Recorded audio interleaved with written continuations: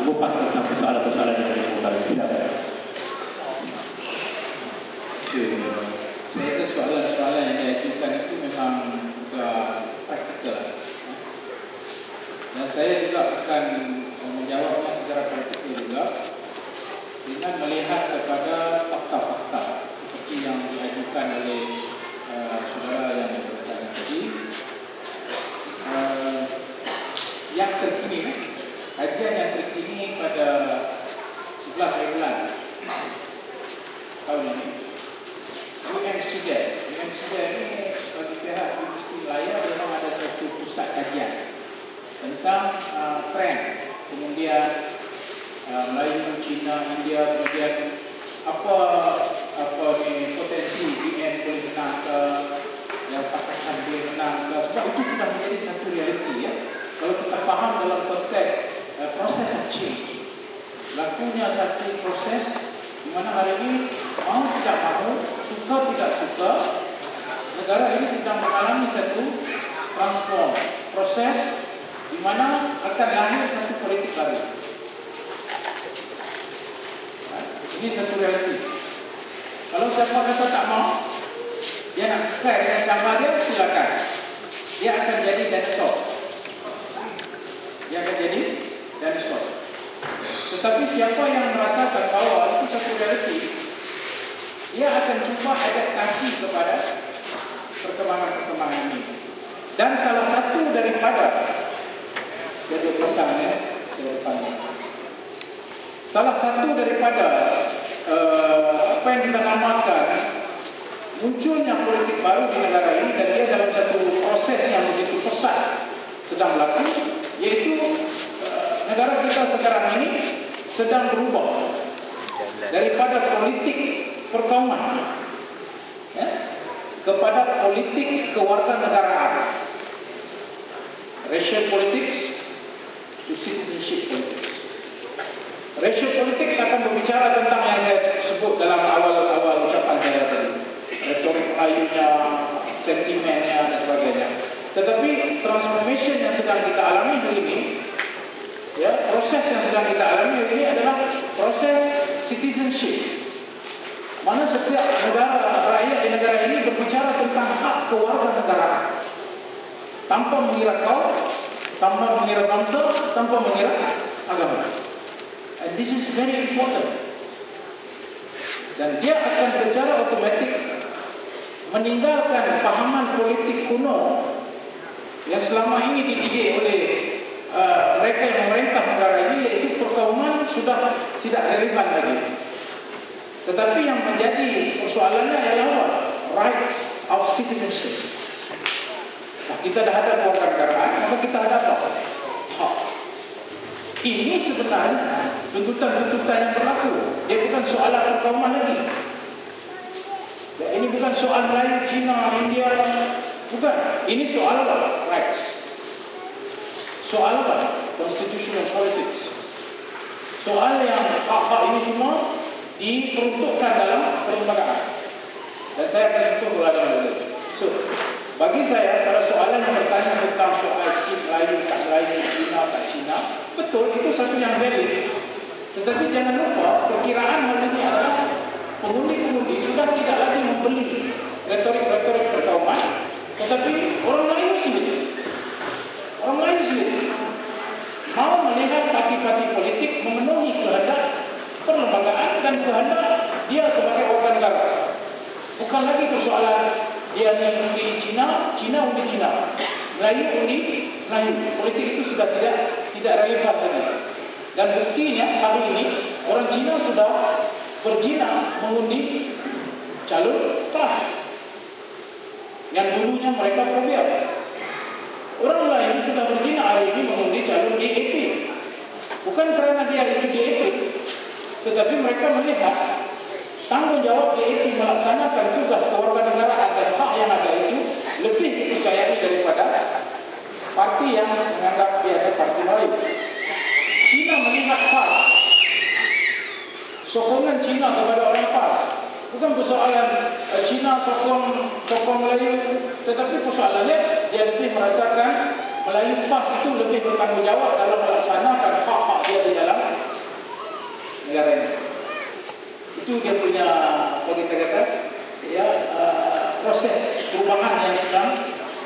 pantas berlaku hari ini.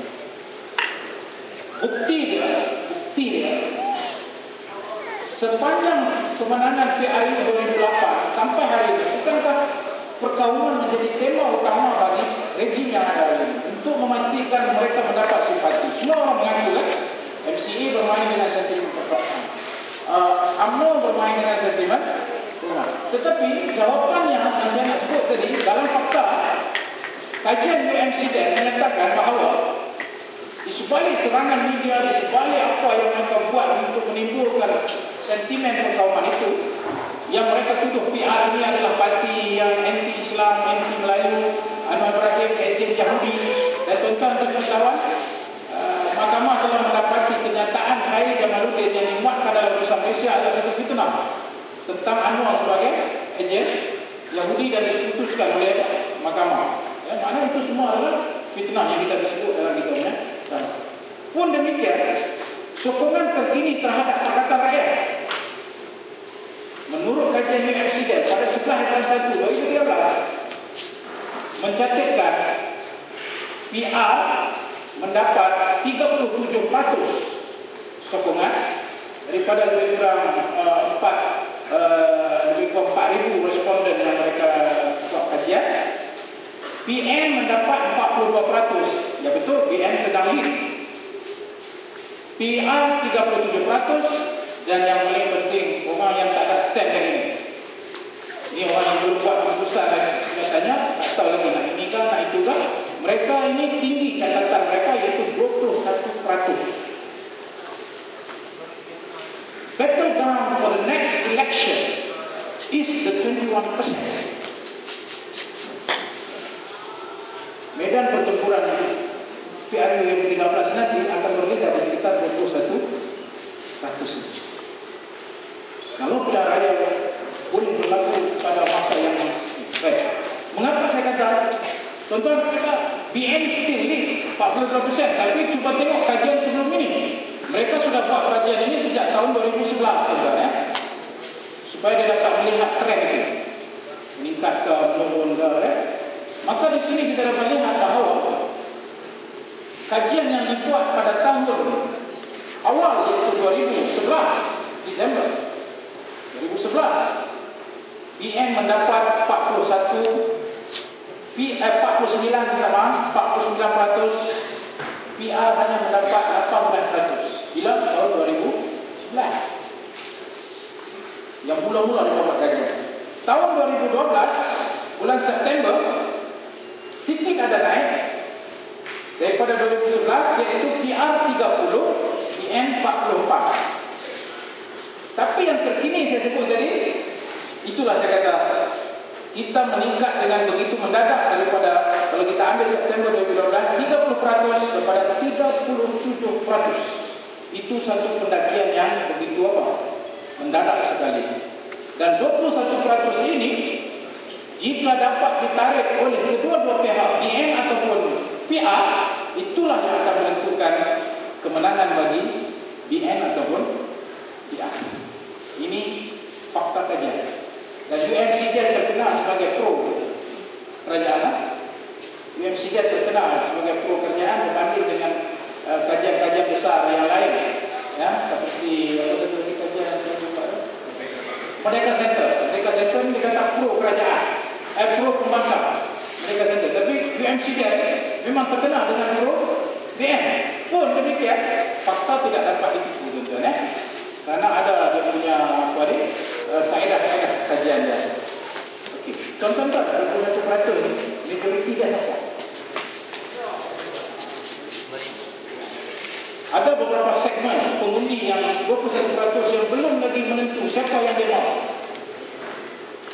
53% daripada kaum Tionghoa. Amat mengejutkan. Kaum Tionghoa 53% masih belum membuat keputusan daripada 21% ini. Tanggapan bahawa kaum Tionghoa semuanya mesti sokong Pakatan Rakyat belum tentu. Ya, belum tentu. Karena mereka menilai polisi-polisi yang ditawarkan oleh kerajaan Pakatan yang sedang menunggu. Mereka menilai soal dasar-dasar yang diperkenalkan. Itu tren mengundi orang Cina. Orang Cina, dia nak undi itu dia nak tengok apa kerajaan yang dia nak sokong ni apa dia nak dapat dari segi polisi dan dia sebagai warga negara Malaysia. Okey. Kelompok kedua yang 21% yang dianggap tinggi di kalangan 21% ini ialah golongan yang ada ijazah. Ijazah ni mana orang yang universiti lah, yang ada sijil universiti. 21% ini belum buat keputusan kerana mereka melihat politik of policy. Dia tengok dasar. Dia bukan tengok parti, dia tengok dasar. Dan umur 21, yang tadi pengundi first timer, pengundi yang pertama kali akan mengundi sebanyak 48%. Sebab itu kita tengok bajet 2013 DN, ada satu bahagian bajet yang tak masuk akal. Kita tengok dalam keadaan bawah ini susah, iaitu rebate rehearsal. Maksudnya apa? Ini sasaran first timer punya voters. Ya? Dan fakta ini mencerminkan realiti tersebut. Itu fakta. Bagaimana Malaysia doesn't buy Russian politics anymore. Orang Malaysia tidak lagi mau membeli politik perkawan. Dia dah letak jadi. Kalau orang Malaysia masih boleh bermain dengan sentimen Russian politik, sudah tentu Pakatan Rakyat akan buat. Mohon lagi. Tetapi yang berlaku ialah makin meningkat dan mereka mengandaikan kalau pilihan raya dibuat bulan depan extend sampai hujung, maka kemungkinan besar Pakatan Rakyat dari segi kiraan dari politik Barisan Nasional. So ini isu dan ini fakta. Mungkin itu boleh menjawab soalan kalau menang tipis bagaimana tadi. Itu yang lebih penting kita faham adalah tren orang mengundi apa sebenarnya kali ini. So saya cuma nak menjelaskan bahawa hal ini depa Cina sokong PAN, bukan pasal PAN, tapi dia tengok dasar yang diperkenalkan dan apa polisi yang telah diterapkan. Orang lain sokong DAP bukan kerana DAP, tapi orang lain melihat DAP adalah satu parti yang bagi mereka boleh membela. Maksudnya sebagai parti yang boleh membawa isu-isu yang melibatkan kepentingan orang lain. So, racial politics yang mengundi di atas nama kaum sudah tidak wujud lagi dalam tren pilihan raya politik PRU yang ke-13. Baik, apa jadi kalau kita stalemate? Anda kata menang tipis ini, menang tipis ini. Kita ambil senario kalau Pakatan Rakyat menang tipis. Kalau Pakatan Rakyat menang tipis, apa yang akan berlaku ialah selalunya kita akan berunding. Tetapi bezanya cara kita berunding untuk mereka menyertai kita bukan dengan duit ringgit, tetapi dengan mereka meyakini dasar kita apa, pembelaan kita apa. Nah, kalau kamu rasa dasar dan pembelaan kami itu cocok dengan kamu, kami menawarkan kamu main pasnya. Berbeza dengan Barisan Nasional yang terbukti diamalkan hari ini. Tuan-tuan ingat yang lompat batil. Pasal apa? Pasal mereka yakin dengan dasar BN. Yakin? Pada saat orang bertinggal dalam BN, tuan-tuan prepare lah yang lompat-lompat itu pasal percaya dasar BN itu betul. Melainkan apa? Fulus. Semua pasal apa?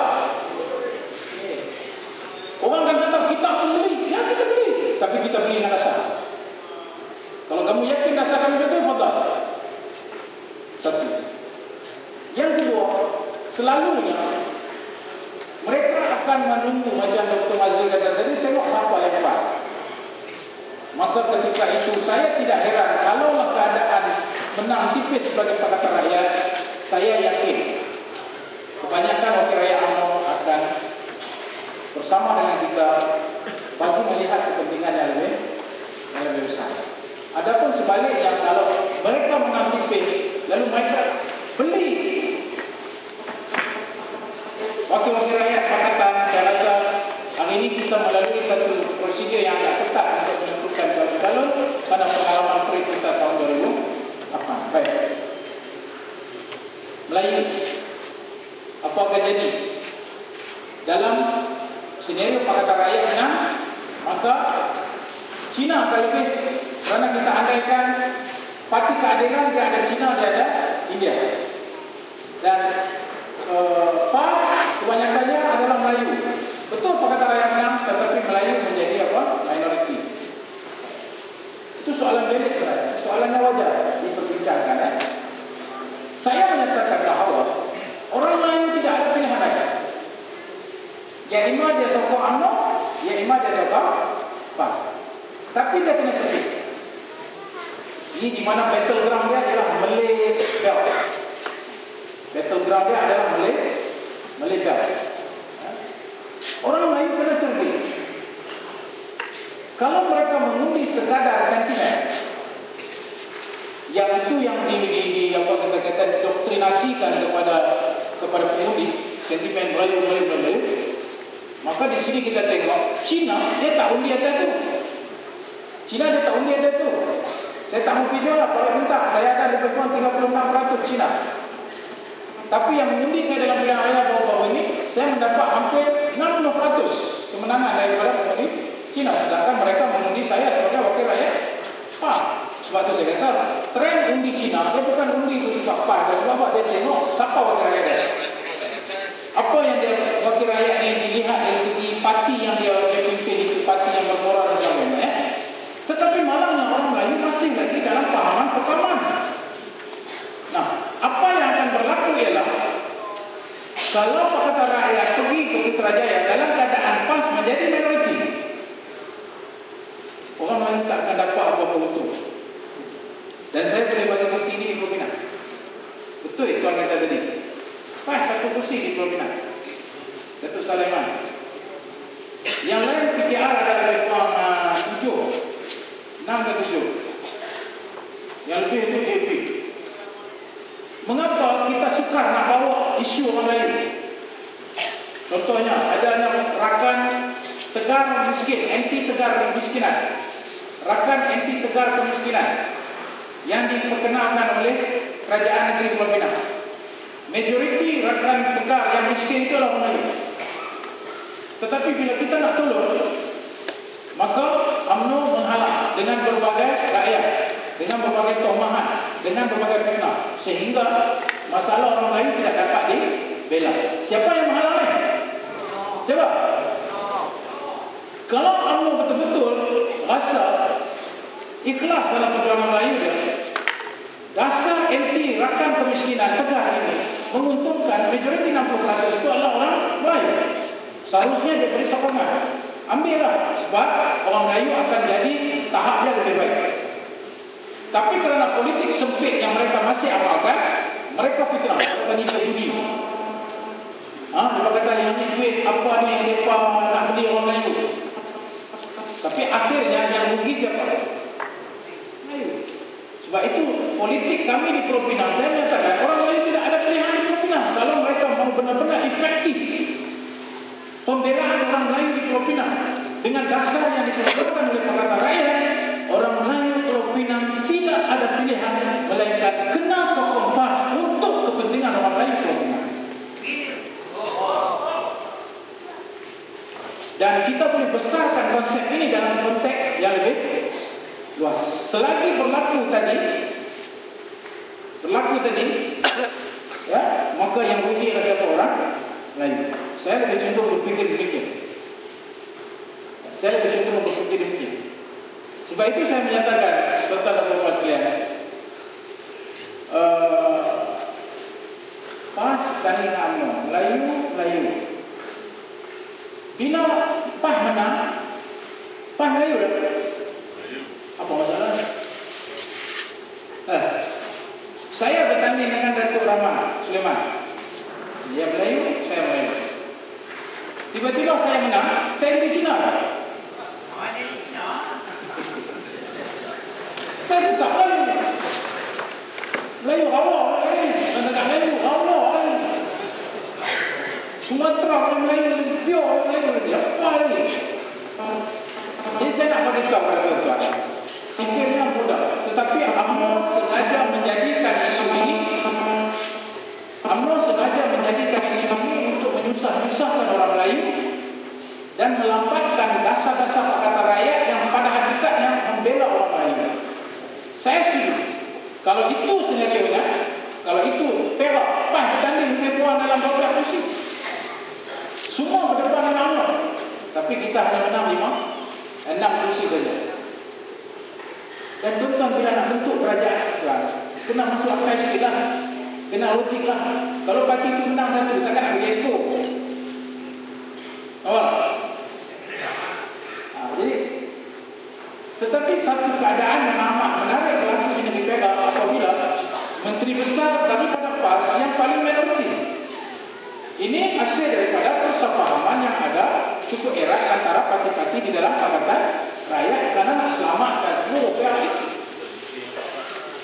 Itu bagi saya isu yang melibatkan soal apa? Pembahagian kursi, andai yang Melayu dalam senario yang saya kata tadi menjadi minoriti, khususnya PAS yang kalah, inilah akibat yang kita akan terima. Sebab itu kalau tak mau yang ini berlaku, orang Melayu tak ada pilihan. Sebab orang Cina trendnya dah berubah. Kalau orang Melayu masih politik lama, dia akan sanggup macam tadi. Sebab itu bagi saya, perkara yang lebih penting untuk diremedikan, perkara yang lebih penting untuk diselesaikan adalah perkara fundamental. Perkara fundamental itu apa? Gaya, tren, berpikir orang-orang Melayu dalam menentukan masa depan negara ini.